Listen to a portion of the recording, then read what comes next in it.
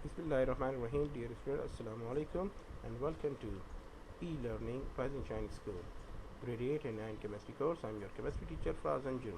I hope you're doing well at home and enjoying the weather as well as the online classes. Last week we finished the chapter number 1 and I hope that you finish all your work and upload it on the Schoology. If not, so please do so. Today we will discuss chapter number 2, chemical combination, textbook page number 11 till 17. So please open your textbook.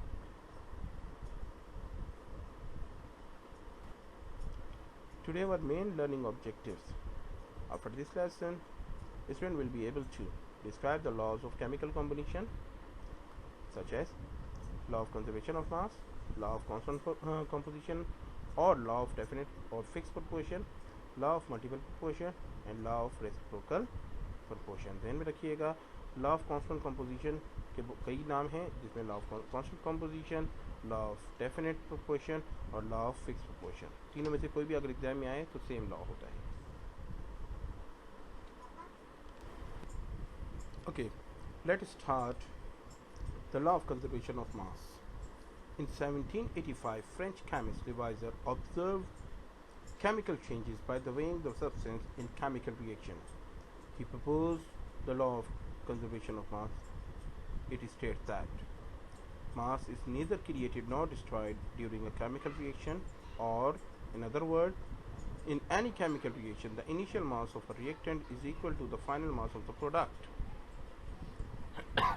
Now, let's start in Urdu. Law of conservation of mass कहता है कि मास को ना तो हम create कर सकते हैं, यानी ना तो हम बना सकते हैं, और नॉट डिस्ट्रॉयड, ना ही इसको हम तबाह कर सकते हैं, फना कर सकते हैं ड्यूरिंग अ केमिकल रिएक्शन, किसी भी केमिकल रिएक्शन के दौरान. जहन में रखिएगा ऑर्डिनरी तरीके से, ठीक है. तो mass is neither created not destroyed during a chemical reaction, और other word in any chemical reaction the initial mass of reactant is equal to the final mass of the product. ठीक है, यानी chemical reaction का जो initial mass होगा reactant का, वो always equal होगा final mass of the product. यानी जो चीज़ बना रहे हैं वो हमने कितनी ली है, और जो चीज़ बन गई है आफ्टर रिएक्शन वो कितनी बनी है. इन दोनों का मास हमेशा इक्वल होता है, जैसे कि यहाँ पर दिखाया गया है. ध्यान में रखिएगा, रिएक्टेंट का मास हमेशा इक्वल होगा किसके, प्रोडक्ट के मास के. किसके मुताबिक, law of conservation of mass के मुताबिक. सबसे आसान लॉ था इसका, केमिकल कम्बिनेशन में आसानी से याद भी हो जाएगा और समझ भी आ जाएगा. मिसाल देता हूँ आपको. जैसे सपोज़ आपने दो कप चाय बनानी है, तो आपने 2 कप चाय के लिए जो भी पानी वगैरह लिया है, ठीक है, वो, और आप सिंपल जहन में रखें कि कोई भी चीज़ ज़ाया नहीं कर रहे. सही है, यानी डिज़ोल्व कर रहे हैं. सिंपल कॉफ़ी रख लो, ठीक है, कॉफ़ी डिज़ोल्व हो जाती है, उसी के अंदर रहेगी सारी चीज़ें, ठीक है. शुगर रखेंगे, उसी के अंदर डिज़ोल्व होगी, उसी में रहेगी. यानी कोई भी चीज़ आप ज़ाया नहीं करें. तो आप दो कप बना रहे हैं, बग़ैर किसी वेस्टेज के 2 कप ही अगर बनता है, उन दोनों का वेट सेम रहेगा, कुछ बीच में चेंजेस नहीं आएगी, ठीक है. इस कंडीशन को हम क्या नाम देते हैं, law of conservation of mass. ध्यान में रखिएगा, यहाँ पर रिएक्टेंट और प्रोडक्ट का जिक्र किया गया है. रिएक्टेंट उस शे को कहते हैं, 2 substance which can react together to form a new substance. यानी वो अशिया जो आपस में मिलकर, ठीक है, इनिशियली केमिकल रिएक्शन के दौरान कोई नई चीज़ बनाएं, ठीक है, वो कहलाती हैं रिएक्टेंट. तो हाइड्रोजन और ऑक्सीजन यहाँ पे मिल रहे हैं, तो ये क्या हुआ, रिएक्टेंट. क्या चीज़ बन रही है, पानी, वाटर, H2O. ये क्या चीज़ हुआ, प्रोडक्ट. सेम इसी तरह जैसे कॉफ़ी जो थी हमारी, उसके अंदर हमने नेस कॉफ़ी का एक साशे ले लिया, शुगर ले लिया, मिल्क ले लिया, वाटर ले लिया, बॉइलिंग वाटर, जो भी है जैसे आपने बनानी है, वो सब चीज़ें क्या हो गई, रिएक्टेंट हो जाएगी, और उसके नतीजे में जो कप ऑफ कॉफ़ी बिल्कुल रेडी चीज़ हासिल होगी, उसको हम प्रोडक्ट कहेंगे. ठीक है, तो रिएक्टेंट का मास हमेशा प्रोडक्ट के मास के बराबर होता है. तो इस बैलेंस को अपने जहन नशीन कर लीजिएगा, और ये बता रहे कि रिएक्टेंट का मास प्रोडक्ट के मास के बराबर होता है. अच्छा जी, ये किसने प्रपोज किया था, 1785 में, 1785 में फ्रेंच केमिस्ट था लिवाइजर, जिसकी ये हमने पिक्चर लगाई हुई है, ठीक है. इन्होंने प्रपोज किया था इसे. एग्जाम्पल के लिए हमने इक्वेशन रखें H2O plus O2 arrow 2H2O। Okay, again 2H2 plus O2 arrow 2H2O। ये है पानी का यूनियन थी कि भाई हाइड्रोजन और ऑक्सीजन, सॉरी पानी की नहीं, हाइड्रोजन और ऑक्सीजन की यूनियन थी जिसके नतीजे में वाटर यानी पानी बनना था। So water form by the union of hydrogen and oxygen if we weigh the reactant hydrogen and oxygen before the chemical reaction, we find the weight of the product of water equal to the combined weight of the reactant। यानी कि अगर हम hydrogen और oxygen का wait पहले करें reaction से पहले और इसको नोट डाउन कर लें और उसके बाद वाटर के मॉलिक्यूल का अगर वेट करें रिएक्शन के बाद यानी प्रोडक्ट का, तो वो दोनों हमेशा इक्वल होते हैं। लेट्स स्टार्ट, चेक करते हैं। हाइड्रोजन का सिंगल एटम का एटॉमिक मास 1 होता है। सो एक मॉलिक्यूल के अंदर कितने हाइड्रोजन होते हैं? H2। ध्यान में रखिएगा हाइड्रोजन हमेशा मॉलिक्यूल की सूरत में रहते हैं, डायटोमिक मॉलिक्यूल कहलाता है। ठीक है, डायटोमिक मॉलिक्यूल क्या होता है बाद में बताएंगे आपको। फिलहाल यहाँ रखेंगे 2 एटम मिलकर एक हाइड्रोजन का मॉलिक्यूल बनाते हैं जिसको हम H2 कहते हैं। सो एक एटम 1 ग्राम इसका हो गया, 1 ग्राम इसका हो गया, तो टोटल कितने हो गए? 2 ग्राम। एक मॉलिक्यूल के अंदर हाइड्रोजन क्या हो गया? 2 ग्राम का वजन। सेकंड इस वाले में कितना हुआ? 1 और 1 टोटल 2 ग्राम। सो 2 ग्राम और 2 ग्राम टोटल कितने हो गए? 2 ग्राम हाइड्रोजन 1 है, 2 ग्राम हाइड्रोजन 1 है, टोटल कितने हो गया? 4 ग्राम। ठीक है, सो दोबारा गिन लेते हैं। आपको मैंने बताया हाइड्रोजन का एटॉमिक मास होता है 1, सो 1 2 3 4, सो 4 एटम टोटल मिलकर कितने बन गए? 4 ग्राम ऑफ हाइड्रोजन। ठीक है, अब ऑक्सीजन के लिए आ जाए। ऑक्सीजन का मॉलिक्यूल फार्मूला होता है O2, यानी गैस की सूरत में पाया जाता है, डाई एटॉमिक होता है ये भी। सिंगल एटम ऑक्सीजन का 16 ग्राम का होता है। तो 16 and 16, okay 16 gram plus 16 gram is equal to कितना ग्राम हो गया? 32। यहाँ पे मैंने कंबाइन लिख दिया है क्योंकि अगर मैं 16 प्लस 16 लिखता तो यहाँ पे ये मर जाता, इसलिए 32 ग्राम कंबाइन बता दिए। सो 32 ग्राम ऑफ ऑक्सीजन यहाँ पे मौजूद है। सो 32 ग्राम ऑफ ऑक्सीजन अगर हम प्लस करेंगे हाइड्रोजन के साथ, कितने ग्राम टोटल था हाइड्रोजन? 4 ग्राम। सो 4 प्लस 32 कितना हो गया? 36 ग्राम ऑफ, सही है, दोनों का रिएक्टेंट हो गया। तो 36 ग्राम रिएक्टेंट हम मौजूद है केमिकल रिएक्शन से पहले। अब आ जाए ज़रा प्रोडक्ट देखते हैं। प्रोडक्ट बन गई, वाटर बन गया केमिकल रिएक्शन के बाद। अब ज़रा देखिएगा हाइड्रोजन जैसे मैंने आपको बताया कितने ग्राम का होता है? 1 ग्राम का। सो 1 हाइड्रोजन एंड 2 हाइड्रोजन। सो एक मॉलिक्यूल में फार्मूला क्या है? H2O। वाटर का फार्मूला क्या है? H2O, यानी हाइड्रोजन के 2 एटम और ऑक्सीजन का 1 एटम हमेशा शामिल होता है। तो H2O के अंदर ज़रा देखिएगा तो 2 ग्राम क्या हो गया? हाइड्रोजन हो गया। और ऑक्सीजन के कितने ग्राम हुआ? आपको जैसे बताया 16 ग्राम का एक ऑक्सीजन का एटम होता है। सो 16 प्लस 2 कितने हो गए टोटल? 18 ग्राम। सो अगेन रिपीट कर रहा हूँ, 1 एंड 1 टोटल कितने ग्राम हो गए? 2 ग्राम of hydrogen plus 16 gram of oxygen. तो टोटल मिलाएंगे 16 प्लस 2 कितना हो गया? 18 ग्राम। सो 18 ग्राम एक मॉलिक्यूल वाटर के मॉलिक्यूल का वजन हो गया।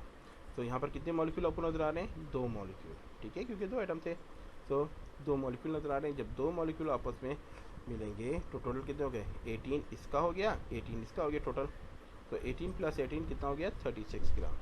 सो अब ज़रा कंपेयर कराएं, रिएक्टेंट का कितना था? 36 ग्राम, प्रोडक्ट का वजन कितना हुआ? 36 ग्राम, यानी दोनों इक्वल हैं। I hope you understood this. So that's why this statement says that in any chemical reaction the initial mass of reactant means initial mass of the reactant is equal to the final mass of the product is equal to the final mass of the product, यानी reactant का मास हमेशा बराबर होता है product के मास के। Now इसको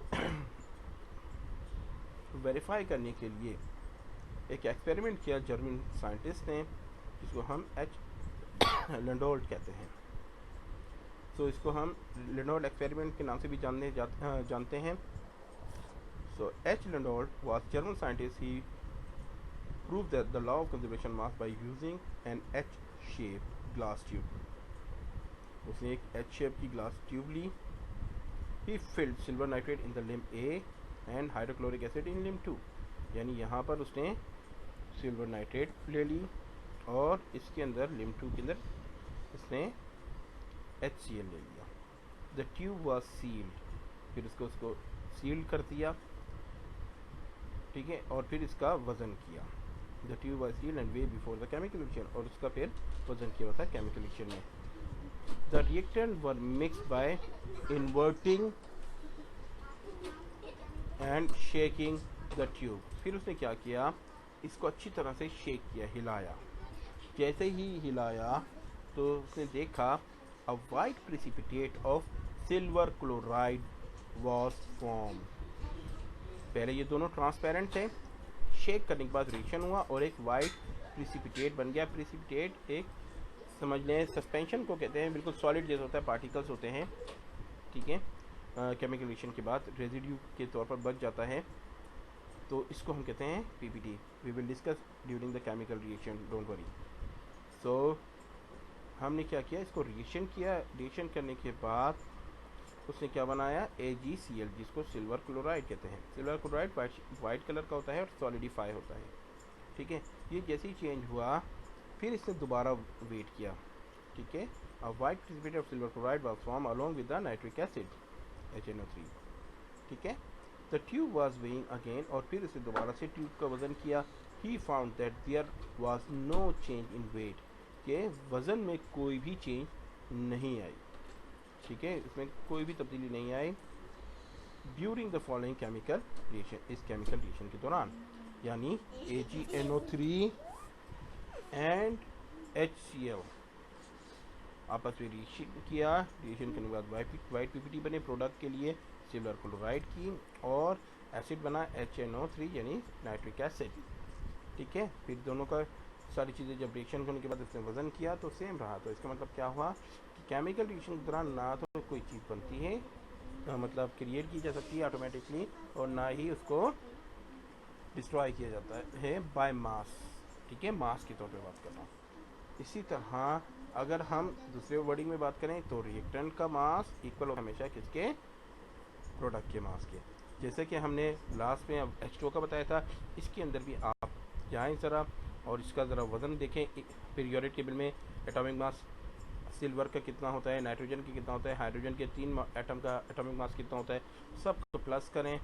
फिर HCl का इसी तरह मॉलिक्यूलर मास लें, दोनों को प्लस करें तो देखें टोटल कितना वज़न बनेगा, और फिर इस साइड पे भी देखें कितना वज़न बनेगा.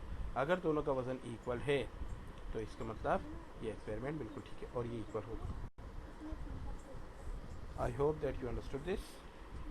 Let's proceed for the next. Next law is law of constant compositions or constant proportion, also called definite proportion. The law of definite composition was proposed by Joseph Proust. Based on this observation on the composition of chemical compound, the law of constant composition says that in any particular chemical compound, all sample of the compound or that compound will be made up of the same element in the same proportion or the ratio. Okay, क्या कहता है कि if any particular chemical compound, किसी भी एक ख़ास किस्म का कोई भी कंपाउंड ले लो, ठीक है, कोई भी सब्सटेंस ले लो, all sample, इस तरह के इस कंपाउंड के, इस सब्सटेंस के तमाम सैंपल कहीं से भी जो उठाओ, of that compound will be made up of same element, वो एक ही एलिमेंट से बने होंगे with the same proportion of ratio और same proportion of ratio के बने होंगे. मिसाल बहुत आसान सी मैं आपको देता हूँ इसको समझाने के लिए, और बहुत जल्द समझ आ जाएगी कि हम 3 पानियों का यानी वाटर्स का सिलेक्शन करते हैं सैंपल के लिए. पहला हम सैंपल लेते हैं सी वाटर का. सैंपल लेने का मतलब क्या होता है, जैसे आप ब्लड सैंपल देने जाते हैं ना, खून लेते हैं तो मुख्तलिफ के ब्लड निकालते हैं पेशेंट के, मुख्तलिफ मरीज़ों के, तो हम इसको हम क्या कहते हैं, blood sample, different blood sample. ठीक है, यानी हर एक का अलग अलग. इसी तरह हम सपोज पानी लेते हैं समंदर पे जाके, चलो कि लेफ्ट हैंड का समंदर का पानी ले लिया. फिर हम रिवर का पानी लेते हैं. रिवर तो हमारे यहाँ है नहीं कराची में, तो हब रिवर है वो काफ़ी दूर है थोड़ा. ठीक है, थोड़ा सा हम चले जाते हैं हब रिवर, चले वहाँ से जाके रिवर का पानी ले लिया, और फिर उसके बाद रेन वाटर ले लिया, यानी जो बारिश होती है उसका पानी ले लिया. अब ये जो तीनों पानी हैं ये बेसिकली असल में है क्या चीज़, तीनों को हम क्या कहेंगे, वाटर या कोई और चीज़ है. समंदर में कुछ और बन जाता है, नहीं वाटर ही रहता है. रिवर का भी वाटर ही रहता है, कोई और चीज़ नहीं बनता। इसी तरह रेन का भी वाटर ही रहता है। तो वाटर का फार्मूला क्या होता है? H2O। तो तीनों के फार्मूले सेम हैं। अब ज़रा देखिएगा, वो यही कह रहा है। सो ज़रा इसको हम कंपेयर करवाएं अब। In any particular chemical compound, ठीक है, हम किसी भी एक पर्टिकुलर का मतलब ख़ास, किसी ख़ास केमिकल कंपाउंड को जो है वाटर ले लें।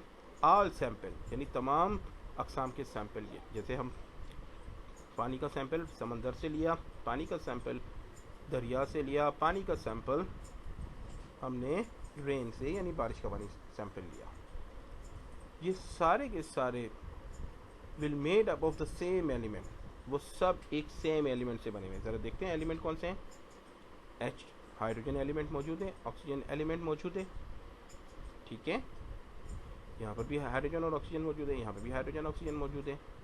चलिए जी, एलिमेंट तो सेम हो गए in the same proportion of the ratio, ठीक है, और same proportion of the ratio है, यानी हाइड्रोजन के जितने एटम होंगे और ऑक्सीजन के जितने एटम होंगे, इसका रेशो समंदर के पानी में, वाटर के रिवर के पानी में और रेन के पानी में सेम होगा। ज़रा चेक करते हैं। हाइड्रोजन यहाँ पर कितने हैं? मास के लिहाज से जहन में रखना, हाइड्रोजन का मास कितना होता है? 1। तो कितने एटम हैं यहाँ पर? 2। तो टोटल मास कितना हो गया? 2। ऑक्सीजन का मास कितना होता है आपको बताया? 16। तो 2:16 का रेशो है। सिंपल करो, तो 2 1 2, 2 8 16। तो सिंपलेस्ट रेशो क्या बना होल नंबर में? 1:8 रेशो। आपको डेफिनेटली ग्रेड 8 में और 7 में निकालना सिखाएंगे और ये आता होगा। सो रेशो हमने सिंपल डिवाइड कर दिया, यानी सो क्या बना? 1:2 का बाय मास। यहाँ पर ज़रा चेक करते हैं, यहाँ पर भी सेम वही है, 2:16। सिंपल करेंगे 1:8 आ जाएगा। यहाँ पर भी 2:16 डिवाइड करेंगे, सिंपल करेंगे, सेम वही आ जाएगा 1:8 का। तो हमने ये देखा कि डिफरेंट सैंपल में, ठीक है, अगर कंपाउंड एक ही है तो सेम एलिमेंट यूज़ होंगे और उसका रेशो भी सेम ही होगा एटम के लिहाज से।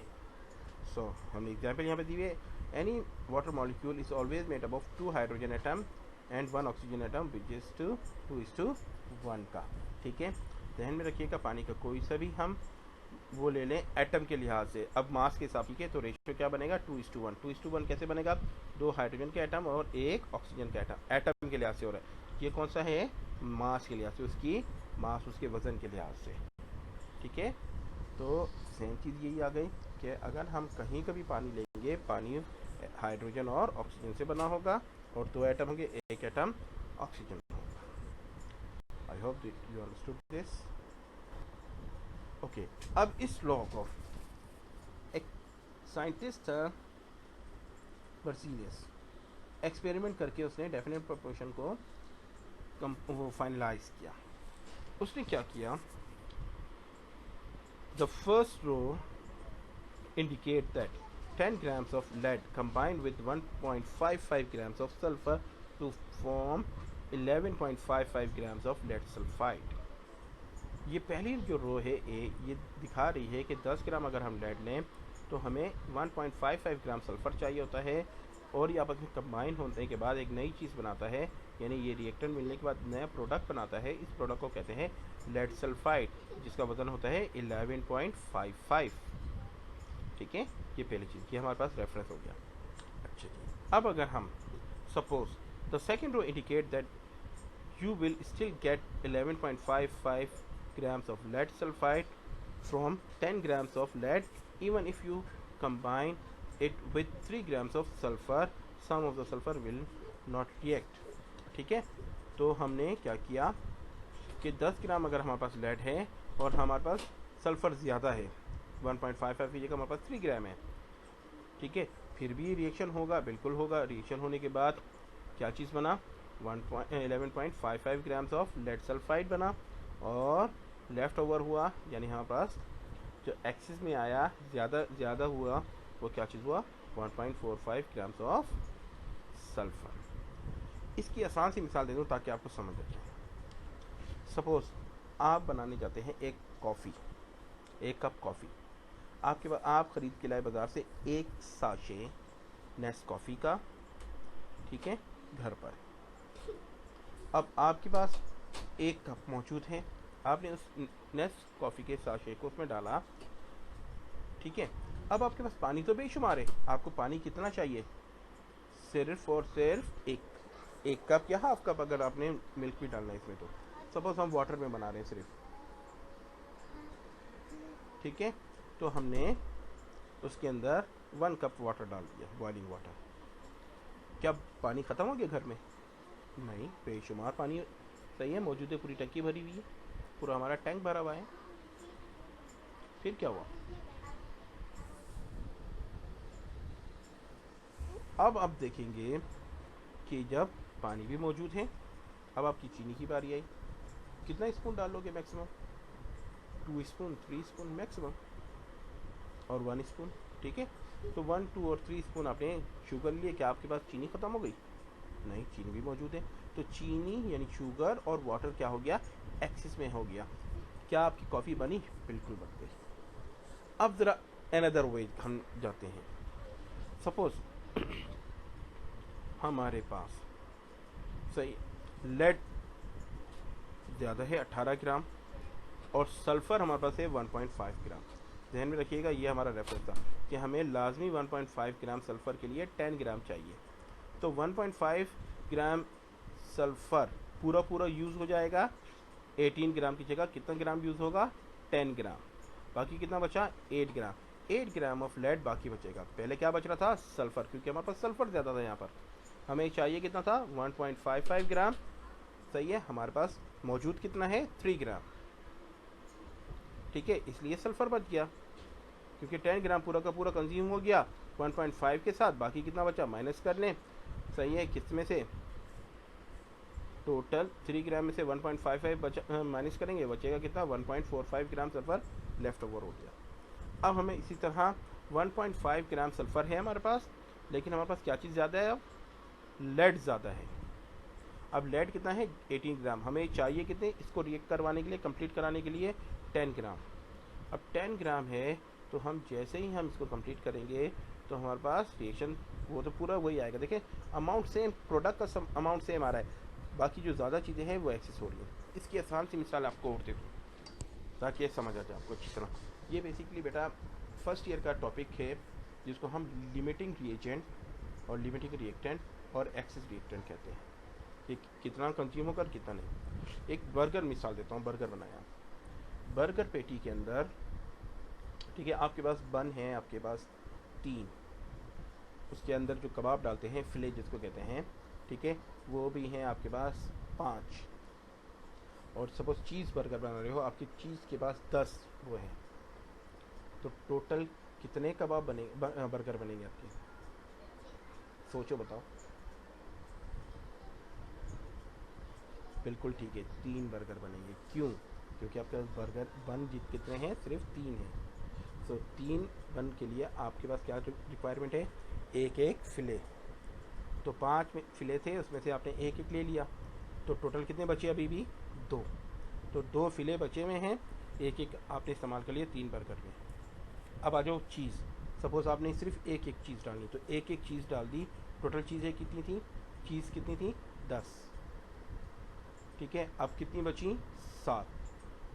तो 7 वो लेफ्ट ओवर में आ गई, एक्सेस आ गया, ठीक है। तो जो भी रिएक्टेंट कंज्यूम हो जाता है उसको बेसिकली लिमिटिंग रिएक्टेंट कहते हैं, ठीक है। और वो रिएक्शन, जब लिमिटिंग रिएक्टेंट जो भी चीज़ ख़त्म हो जाती है उसके बाद रिएक्शन बंद हो जाता है, स्टॉप हो जाता है। यही बात जब इस एक्सपेरिमेंट में बताई गई है, तो इससे हमें लिमिटिंग रिएक्टेंट और एक्सेस रिएक्टेंट का कॉन्सेप्ट मिला। इससे हमें पता लगा कि अगर कोई भी चीज़ प्रोडक्ट रिएक्टेंट में अगर ख़त्म हो जाए तो वहाँ पे केमिकल रिएक्शन स्टॉप हो जाता है, रुक जाता है, बाकी प्रोडक्ट जो हम चाहते हैं वो नहीं बनता। आई होप ये बिल्कुल आसानी से आपको समझ आ गया होगा।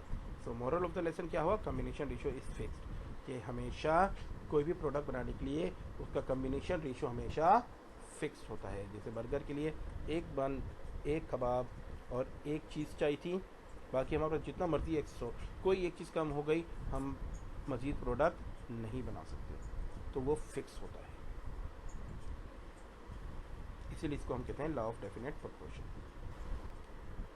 ओके जी। नेक्स्ट लॉ है law of multiple proportion. Okay, the law was announced 1803 by the English chemist John Dalton. The law of multiple proportion states that when two elements combine to form more than one compound, the mass of one element which combines with the fixed mass of another element or other element will always be ratio of whole number. क्या चीज़ है, अभी हम इसको discuss करते हैं. सबसे पहले ये देखें ये पिज़्ज़ा क्यों रखा हुआ है यहाँ पर. चलो चेक करते हैं.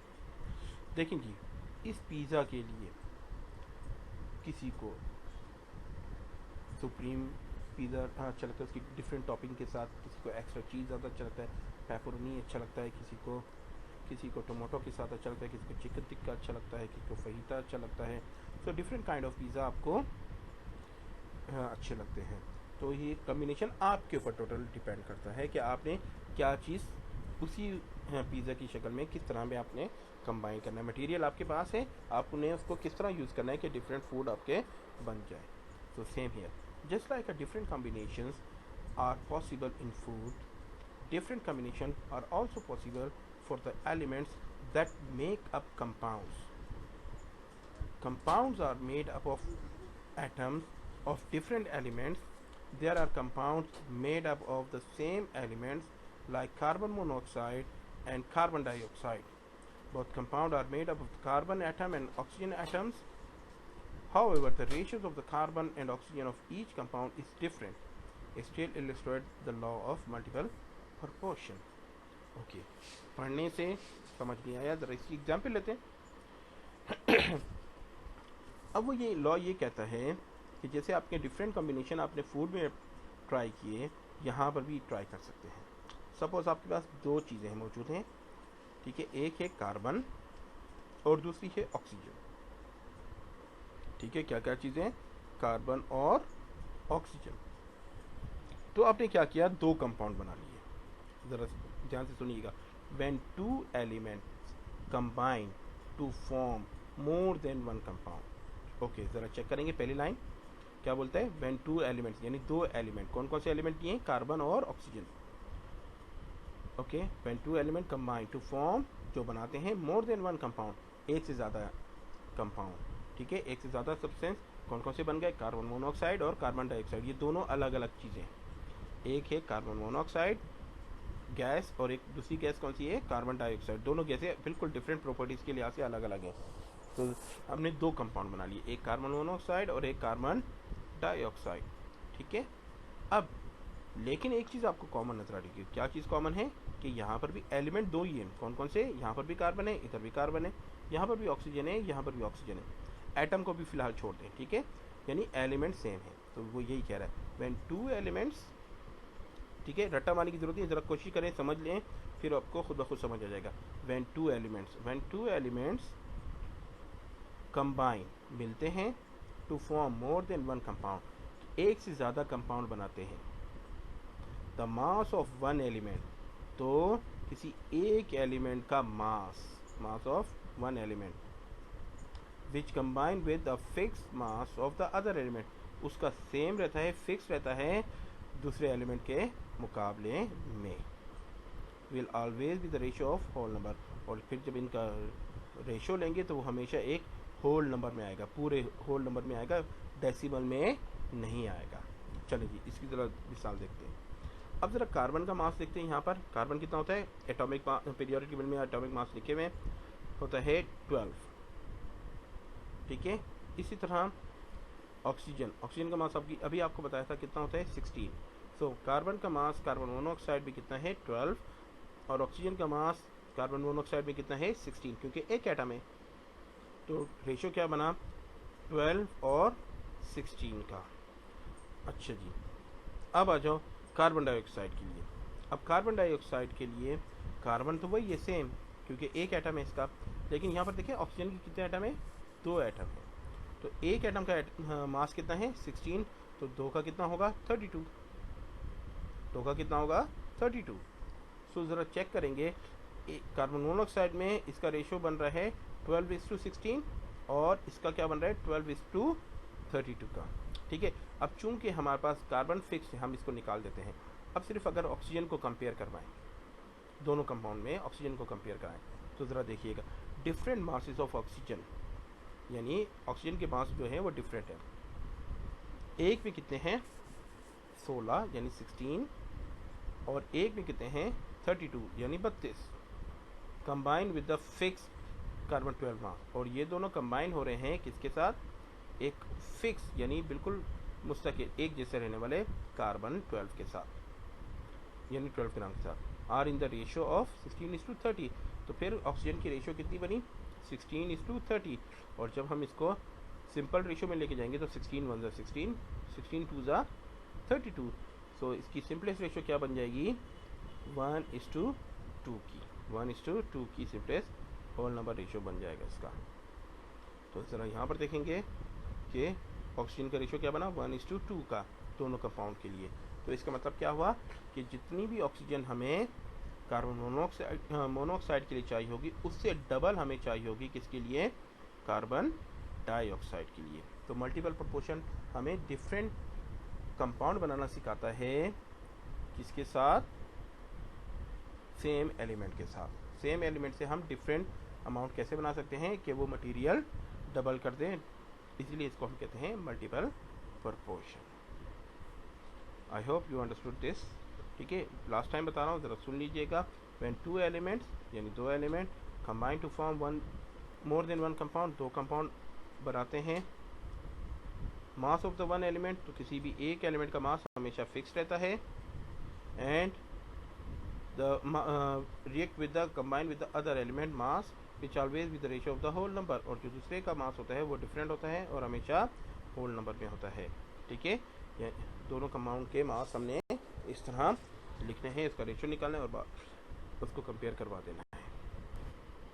Okay, now law of reciprocal proportion. In late 18th century, Jeremias Richter, a German chemist, came up with an easy way to compare the compounds and to see how two elements will combine to form another compound. The law of reciprocal proportion states that if two different elements combine separately with a fixed mass of a third element, the ratio of the masses in which they do so are either the same as or a simple multiple of the ratio of the masses in which they combine with each other. Oh my god, terrible definition. Okay, yes, it's look terrible, but when you understood it will be easy for you inshallah. So let's start. क्या कहता है reciprocal proportion, if two different element. ठीक है, example से याद करेंगे, आराम से आपको समझ आ जाएगा। If two different element combine separately, अगर कोई सी भी दो एलिमेंट हम लेते हैं और वो डिफरेंटली कंबाइन इसको करवाए, ठीक है, with a fix mass of third element, किसी भी एक एलिमेंट के फिक्स मास के साथ, the ratio of the mass which they do either the same, तो उसकी जो दूसरा हमारे पास एलिमेंट होगा उसका जो मास होगा उसका रेशियो होगा वो या तो सेम होगा या फिर उसका मल्टीपल रेशियो होगा। Example, consider 3 grams of carbon reacting with 1 grams of hydrogen to form methane, यानी 3 gram of hydrogen 3 gram carbon 1 gram hydrogen के साथ में रिएक्ट करता है और मीथेन बनाता है। मीथेन क्या है, एक गैस है CH4 जिसको हम सुई गैस कहते हैं, आमतौर पर नेचुरल गैस, ठीक है, इसमें होती है ज़्यादातर। Okay, also 8 grams of oxygen, यानी 8 gram of oxygen react with 1 grams of hydrogen to form water, और ये दोनों मिलते हैं हाइड्रोजन और ऑक्सीजन, ये मिलकर क्या बना लेते हैं, वाटर बना लेते हैं। ठीक है, अच्छा, इसका मास रेशियो बाद में देखते हैं। इसी तरह 12 grams of carbon react with 32 grams of oxygen, के कार्बन जो हमारे पास होता है 12 ग्राम का जो कार्बन होता है इट्सल्फ, वो रिएक्ट करता है किसके साथ, 32 grams ऑफ ऑक्सीजन के साथ नीचे। ठीक है, तो वो क्या बना लेता है, कार्बन डाइऑक्साइड। तो इसके अंदर अब हम 1 by 1 करके चेक करते हैं कि हो रहा क्या है। ज़रा जब इसने कार्बन और हाइड्रोजन मिले और उन्होंने क्या किया, ज़रा चेक करें। कार्बन का एटॉमिक मास कितना होता है 12, हाइड्रोजन का कितना होता है 4 टोटल, इसके अंदर 1 होता है, 4 एटम है, तो टोटल कितना हो गया 4। तो रेशियो क्या बना 12:4। सिंपल रेशियो निकालें, 4 1 4, 4 3 12। ओके, सो सिंपलेस्ट रेशियो क्या बना 3:1। किसके लिए, कार्बन और हाइड्रोजन के लिए, किसके अंदर, मीथेन के अंदर। तो पहला कंपाउंड, ठीक है। सो क्या हुआ कि 3 ग्राम कार्बन रिएक्ट किया किसके साथ, 1 ग्राम हाइड्रोजन के साथ, मीथेन बना लिया। ओके जी, यहाँ पे मीथेन कंप्लीट। अब जरा दूसरी पे आ जाए, मास रेशियो इसका क्या बना इसके लिए हमारे पास ज़रा चेक करते हैं। Here the mass ratio of carbon and oxygen is 3:8। ठीक है, कहाँ पर, यहाँ पर। ठीक है, सिमिलरली 12 ग्राम कार्बन रिएक्ट करते हैं ऑक्सीजन के साथ। अब ये कैसे हो गया, अब जरा देखें, कार्बन डाइऑक्साइड में कार्बन का एटॉमिक मास कितना है 12, और ऑक्सीजन का एटॉमिक मास कितना होता है 16। दो एटम है, टोटल कितना हो गया 32। सो क्या बना 12:32। सिंपल करें, सो क्या बना 3:8। सही है, क्या बना 3:8। तो यहाँ पर आप ज़रा देखेंगे इन दोनों कंपाउंड जो अलग अलग हैं, इसके अंदर एक चीज़ आपको सेम नजर आ रही होगी। क्या चीज़, कार्बन का रेशियो। इसमें भी 3 है, इसमें भी कार्बन का रेशियो कितना है 3 है। समझ आ गई। सो क्या हुआ, similarly carbon react with the 32 gram to form carbon dioxide. The mass ratio of carbon and oxygen is 12:32 and it become 3:8. ठीक है, अब आ जाओ, the mass ratio in which carbon and oxygen combine with each other the same as the ratio of in which they separately combine with the fixed mass of hydrogen. अब ज़रा check करते हैं oxygen के लिए और hydrogen के लिए। Hydrogen के अंदर हमने देखा कि 8 grams of oxygen react with 1 gram of hydrogen. So 8 gram of oxygen 1 ग्राम के साथ जब मिलता है तो रेशियो क्या बना, ज़रा देखिएगा, हाइड्रोजन कितने हैं 2 ग्राम। सो 2 ग्राम और ऑक्सीजन कितने हैं 16 ग्राम। सिंपल रेशियो बनाए 1:8 बनेगा। तो टोटल क्या बना हमारे पास 1:8। तो यहाँ पर ज़रा देखें, ऑक्सीजन के लिए रेशियो क्या था 8, ऑक्सीजन के लिए रेशियो क्या है 8। ठीक है, तो क्या हुआ, तो तीनों के लिए जो नए कंपाउंड हो उसके अंदर अमाउंट क्या होगा फिक्स्ड होगा। अगर हम यहाँ से शुरू करें कि दो में एक चीज़ क्या होगी कॉमन होगी, इन दोनों भी एक चीज़ हमेशा क्या होगी कॉमन होगी। तो वो यही कहता है, if the two different element combine separately, अलग अलग कंबाइन करें, एक दफ़ा एन बनाते हैं और एक दफ़ा कार्बन डाइऑक्साइड बनाते हैं विद द फिक्स मास, उसके फिक्स मास के साथ। ठीक है, यहाँ पर भी 12 है, यहाँ पर भी कितना है 12 ग्राम है। ठीक है, विद द थर्ड एलिमेंट। ठीक है, the third element the ratio of the mass of which they do are either the same or the simple multiple of the ratio of the masses in which they combine with each other. ठीक है, जो third element होगा यानी इसके लिए वो उसके combine की या तो मल्टीपल रेशियो होगा या उसके बराबर होगा। ठीक है, तो ये तो हमारे पास टोटल थी कि इसमें हमेशा याद रखिएगा एक चीज़ हमेशा फिक्स हो जाएगी और बाकी उसका मल्टीपल रेशियो हो जाएगा। I hope that you understood this. Next slide हमारे पास है होमवर्क की, चैप्टर नंबर 2 केमिकल कॉम्बिनेशन है 11 से लेकर 17 तक। ग्रेड 8 के लिए होमवर्क ये है कि वो अपने कॉपी पे ये कंप्लीट करें। जो एक्सक्लूसिव पे मैं इसकी फ़ाइल अपलोड की हुई है वो प्लीज़ जाएँ और उसके अंदर से होमवर्क चेक करें और कॉपी पे लिखें अच्छी तरह से सारे लॉस को एग्जाम्पल के साथ। जबकि ग्रेड 9 के लिए तमाम लॉस को एग्जाम्पल के साथ याद करें। इंशाल्लाह क्विज़ के लिए आप रखेंगे। अस्सलाम वालेकुम वरहमतुल्लाहि वबरकातुहू।